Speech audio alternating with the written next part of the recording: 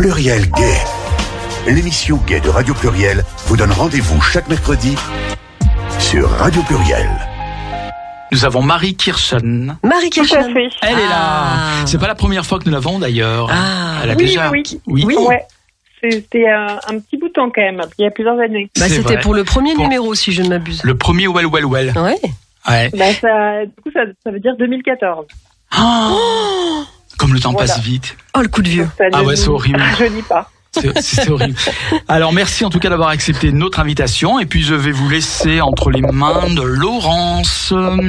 Oui, alors Marie, déjà merci d'avoir accepté de faire l'interview pour le numéro 4 de Well donc. Merci pour l'invitation.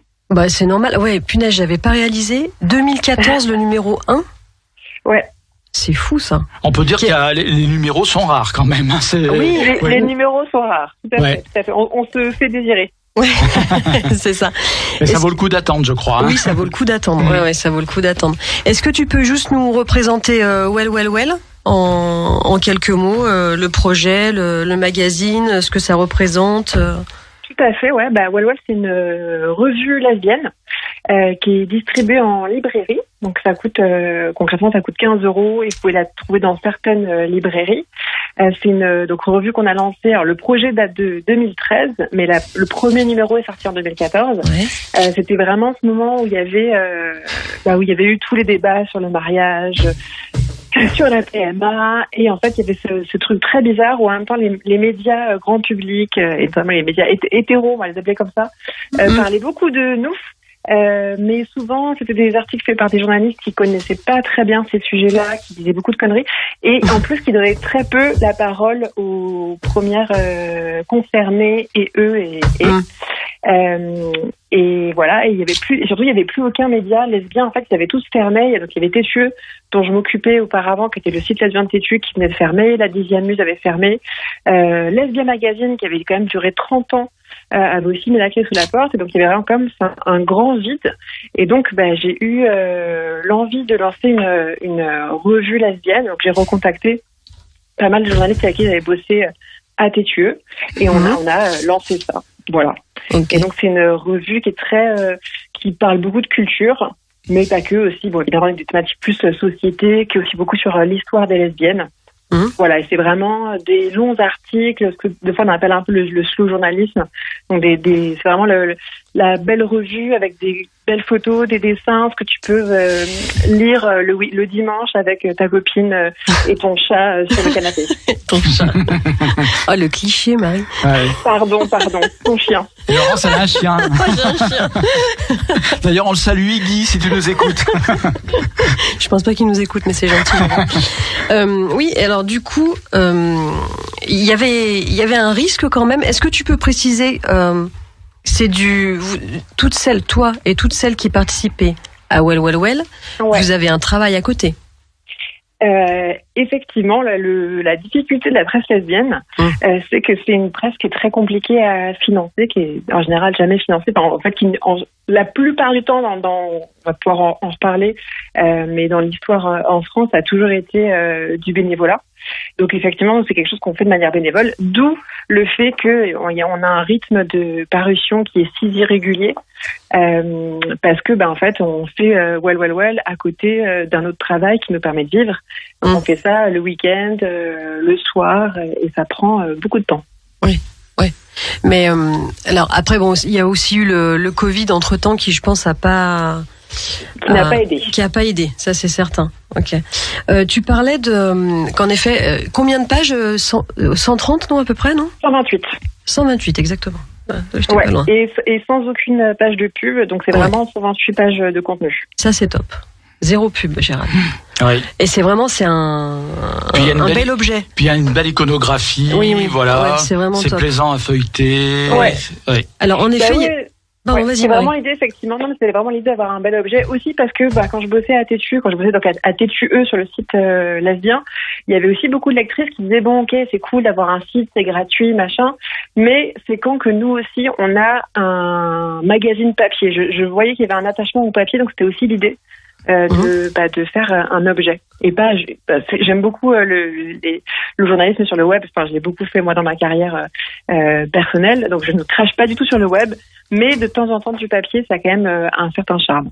Oui, c'est un bel objet, quoi. C'est presque un livre. Tu disais que forcément à l'intérieur il y a beaucoup de pages culture, des spectacles, de la musique, des films, etc. Moi je trouve que il y a quand même une bonne part faite au débat de société. Il y a vraiment plus de dossiers, je trouve. Et moi c'est en ça aussi que j'aime le magazine. En fait, culture, c'est parce que tous les longs, grands interviews qu'on fait, c'est des artistes. Enfin, la couve est systématiquement une artiste, en fait. Il y a vraiment cette envie de dire, il y a plein de femmes qui sont des artistes extraordinaires et qui sont pas assez mis en avant par la presse généraliste. Donc, c'est vraiment le truc de dire, nous, on a envie de les mettre en avant, de les mettre en couve, de faire des longues interviews où elles vont vraiment pouvoir parler pas juste de la sortie de leur dernier album, mais vraiment de leur carrière, de ce qu'elles pensent, de leurs inspirations. Et après, effectivement, dans chaque numéro, il y a un dossier qui est là où on trouve les thématiques société. Donc le premier, c'était un retour, forcément en 2014, c'était un retour sur le mariage pour tous et de faire un peu un bilan de tous les débats. Le numéro suivant, c'était sur la PMA. Le numéro encore d'après, c'était sur le militantisme lesbien, vraiment politique. Et le dernier, donc c'est sur la presse lesbienne, et justement on explique un peu toutes les difficultés qu'il y a pu avoir à travers l'histoire. Le dossier, il est vraiment super complet. C'est un pan d'histoire en fait, vraiment Moi je me suis rendu compte que souvent en fait notamment les plus jeunes lesbiennes, mais pas que, on connaissait pas du tout ce qui s'était fait avant, ce qui est complètement normal parce qu'en fait c'est pas quelque chose qu'on va t'apprendre à l'école, c'est pas quelque chose que tes parents vont t'apprendre non plus parce qu'en général ils sont hétéros et ils n'y connaissent rien du tout. Et donc en fait le seul endroit par lequel tu peux avoir cette information en fait c'est la presse lesbienne elle-même, qui du coup comme on l'explique dans le dossier a toujours été très compliquée. Enfin il y en a toujours eu peu, c'est toujours quasiment toujours des initiatives bénévoles donc qui ne durent pas non plus très très longtemps et qui finissent par s'essouffler. Donc voilà, on s'est vraiment dit c'est important que nous on mette en lumière notamment.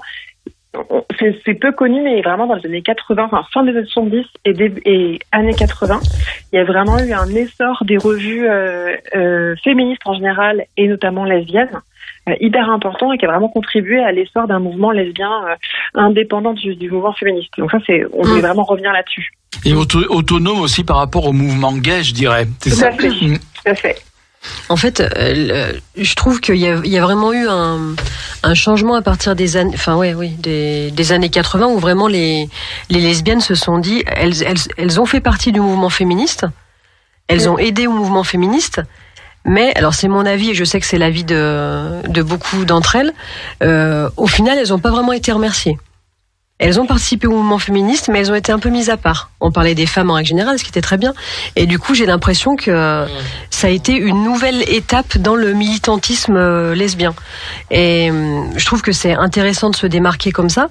Mais après, quand on lit le dossier, on s'aperçoit, moi par exemple, quelque chose que j'ignorais. En fait, la presse lesbienne, elle existe alors aux États-Unis, mais depuis les années 50. Alors, bien sûr, de manière cachée, complètement anonyme, un peu détournée, un petit peu cryptée ou non, pas forcément cryptée, mais vraiment il y avait un magazine lesbien américain où elles avaient le nom des abonnés caché presque sous scellé. Et il y avait que 2 personnes, c'est ça, Marie, je me trompe pas? Ouais, c'est ça.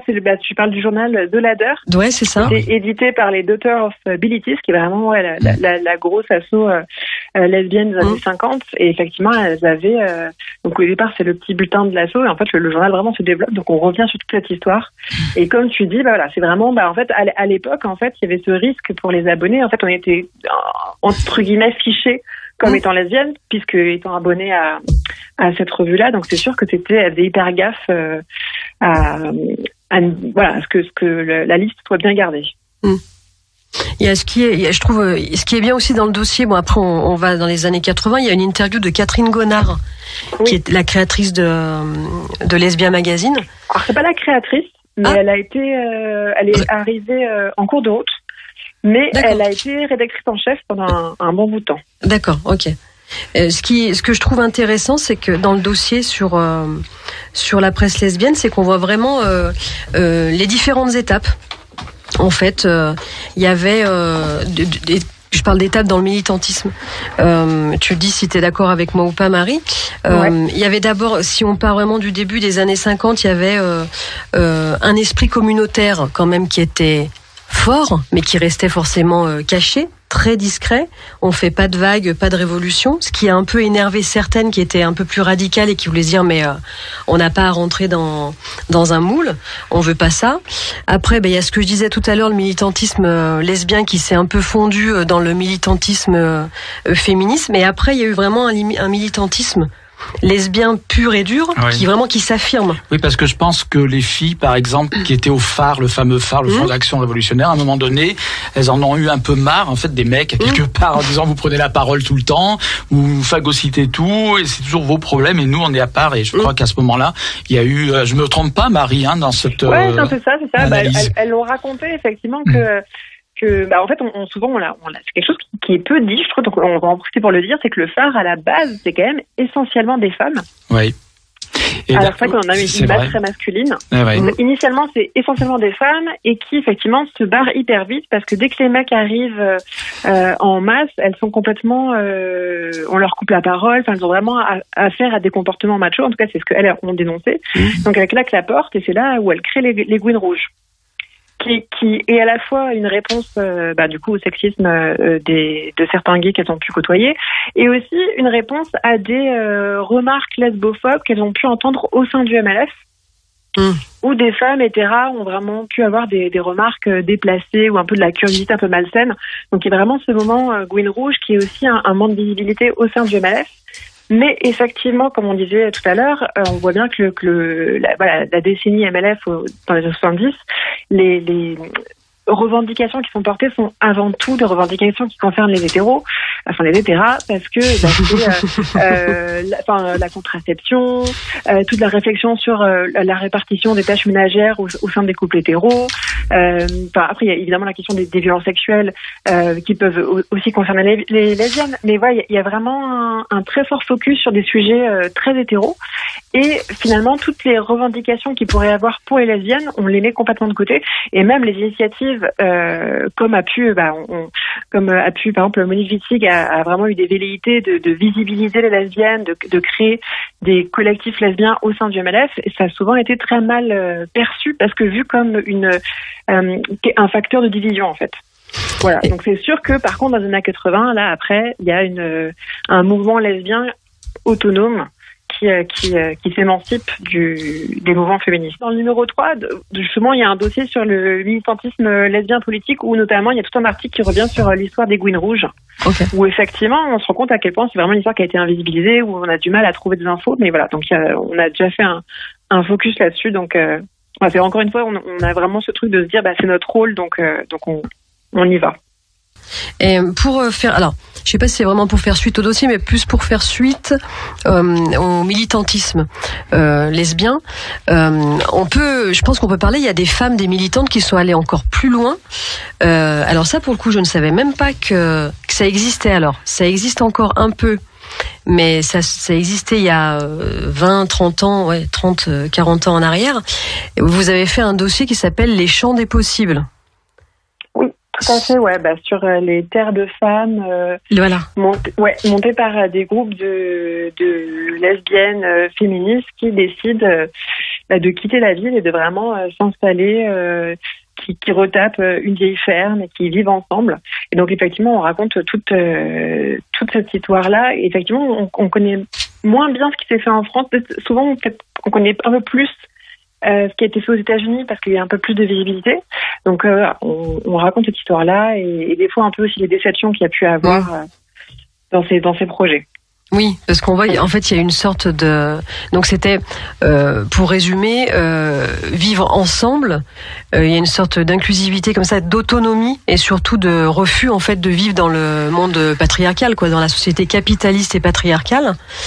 Et c'est un idéal, en fait, qui n'a pas... malheureusement forcément abouti à quelque chose. Après bon, il y a aussi après malheureusement la nature, on va dire, de fait, il y a des femmes aussi qui sont décédées et qui voilà d'autres. Oui, après je pense que il y a quand même eu des projets qui ont existé, des personnes qui ont vécu ensemble. Donc je pense qu'on ne peut pas minimiser. Mais après c'est sûr que tout n'est pas idéal. Mais je pense que c'est un projet qui intéresse encore aujourd'hui beaucoup de jeunes queer qui ont un peu envie, voilà, justement de se barrer ou de Paris ou de Lyon ou de je ne sais quelle grande ville et qui ont envie d'aller avec des potes ou des ex ou des amantes comme ça fonder un habitat collectif. Donc je pense que c'est quand même une histoire qui peut avoir aussi un écho aujourd'hui assez fort. Ah oui, complètement. En plus, je pense que mine de rien, depuis le Covid, je pense qu'il y a quand même beaucoup de gens qui sont recentrés sur eux, qui sont remis en question, qui ont questionné c'est quoi vraiment nos priorités, etc. Donc oui, je suis d'accord avec toi. Je pense que d'ailleurs il y a quand même encore à la fin de l'article, il y a quand même encore l'espoir. Il y a encore une communauté. Alors, tu me dis si je me trompe, mais il y a une communauté en France qui existe encore depuis le début des années 2000, si je me trompe pas. Ouais, il y en a même plusieurs. Hein, il y en a même plusieurs. Donc ouais.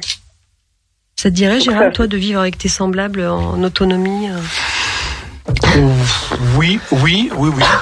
Sans être coupé complètement du monde extérieur, évidemment, sans créer une bulle complète, mais oui, que ce soit... Oui, moi je trouve ça intéressant qu'à un moment donné, les règles du jeu soient les nôtres, quoi. On ne va pas subir les règles du jeu des autres. Voilà, être obligé de subir un système, parce que c'est le système, on n'est pas forcément obligé de le subir, quoi, si ça nous convient pas. Mais c'est clair. Est-ce que tu peux nous parler un peu de la couverture, le choix de Roxane Gay pour la couverture? Pour ceux qui la connaissent pas, c'est une autrice américaine bisexuelle qui est mariée à une femme et qui a écrit plusieurs best-sellers, mais notamment un livre qui s'appelle Bad Féministe, qui est en fait une compilation d'essais, et un autre qui s'appelle Hunger. Où elle est notamment sur la question de grossophobie. Et elle est hyper, nous on l'aime beaucoup, elle est hyper intéressante. Elle a vraiment une voix très intéressante, et aussi elle est vraiment fascinée par la pop culture. Elle consomme beaucoup de pop culture. Et donc c'est assez intéressant, je trouve, qu'elle soit en même temps une très grande écrivaine, en même temps très à l'aise avec la pop culture.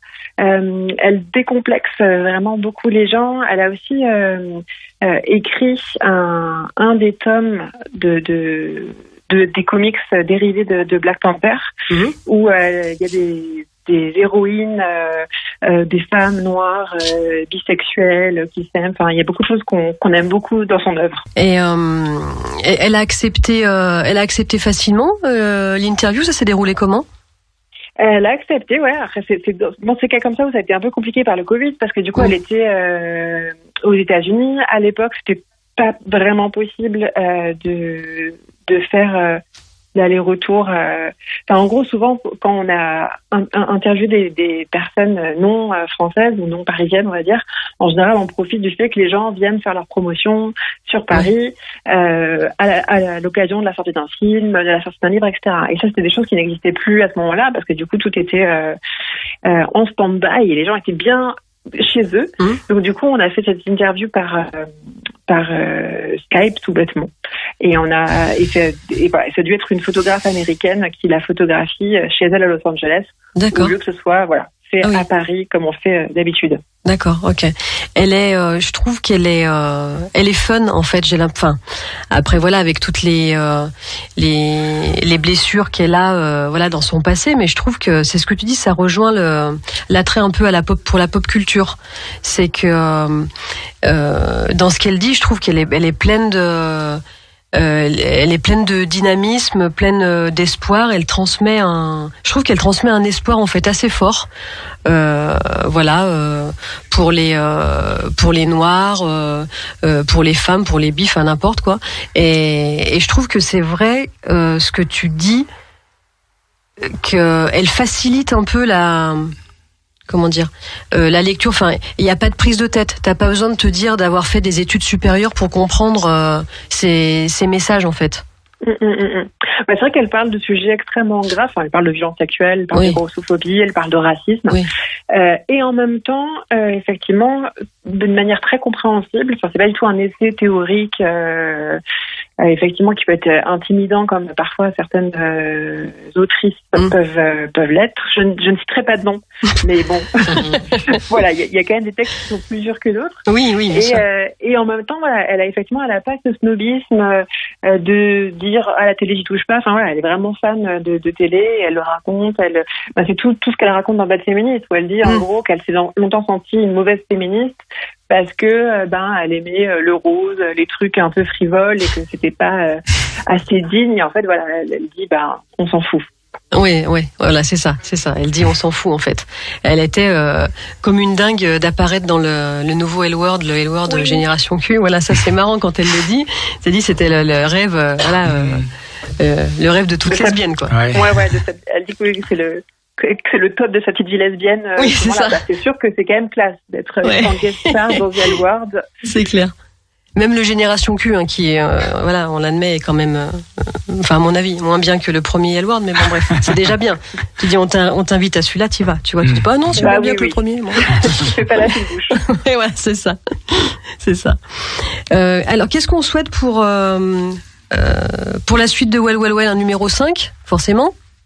Alors déjà, j'ai envie de dire, on est encore dans le numéro 4 qui vient de sortir. Il vient juste de sortir, c'est vrai. Il est sorti en mars, c'est fin ça. Mars, ouais. Ouais, il est sorti le 16 mars.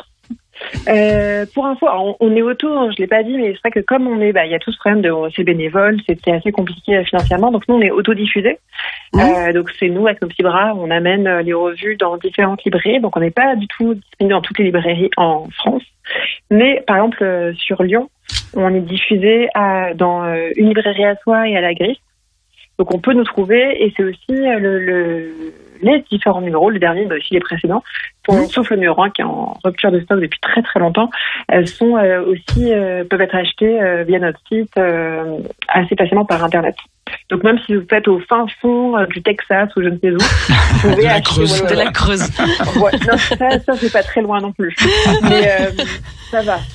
Mais voilà, c'est pour dire que déjà, là, on est quand même en train de travailler là-dessus, parce que du coup, c'est tout un boulot en fait d'acheminer les revues, de faire que cette revue-là rencontre son public. Ok. Donc, mais du coup, est-ce que, vous arrivez à créer des événements quand même autour de... Il y a eu un événement autour de la sortie du numéro 4. Alors, du coup, pardon, c'est très parisien, mais bon, on est nous basés à Paris, donc on a fait une soirée de lancement à Paris, et aussi une rencontre au Mot à la Bouche, qui est donc la librairie LGBT parisienne. Et après, ce serait très chouette de faire des choses ailleurs. C'est juste une question des fois de praticité et de budget aussi. Oui, forcément, de budget aussi, malheureusement. Voilà. C'est vrai que je pense un lieu comme une librairie à soi serait tout à fait... Ouais, ça serait super, ouais. Ça serait bien. Ou même une librairie comme le Bal des Ardents. Le Bal des Ardents, la Griffe, oui, il y en a plein qui seraient complètement open, ok pour faire un événement autour de ça. Est-ce qu'il y a un petit peu de publicité aussi sur les réseaux ou sur Internet, sur le web, finalement, pour permettre aux gens de connaître cette revue, de se rendre compte de son existence Tout à fait. En fait, on est sur Facebook, Twitter, Instagram. Il y a même une newsletter qui existe. Auquel on peut s'inscrire pour quand il y a une nouveauté à annoncer. Donc voilà, mais quand même on peut nous trouver assez facilement, et on a bien sûr un site internet où on trouve les différents numéros, la liste des librairies où on est distribué, les liens pour la commander en ligne. Donc normalement vous tapez revue Well dans un moteur de recherche et vous tombez sur toutes les bonnes infos. Et qui c'est qui va mettre le lien sur la page Facebook de l'émission? C'est moi. C'est GG. Voilà. On met j'ai même une petite musique là. Oui. Ouais. Vas-y, tu peux lancer la une musique. Artiste Oui. qui Alors tu est m'as dans dit que c'était Well, Well, en rapport, voilà, avec Oui. le magazine Well, Well, Well. Oui, une chanteuse qui s'appelle Léonie Pernet. Donc forcément, ça Tout à dit fait. quelque chose, Marie. Tout à fait, tout à fait. Et j'ai découvert Léonie Pernet avec grand plaisir. Et du coup, on va se quitter, Marie, avec Crave. Eh ben parfait. Allez, super. Merci à toi, Marie. Merci. Merci beaucoup. à vous. Plein de bonnes choses pour le magazine. Merci beaucoup.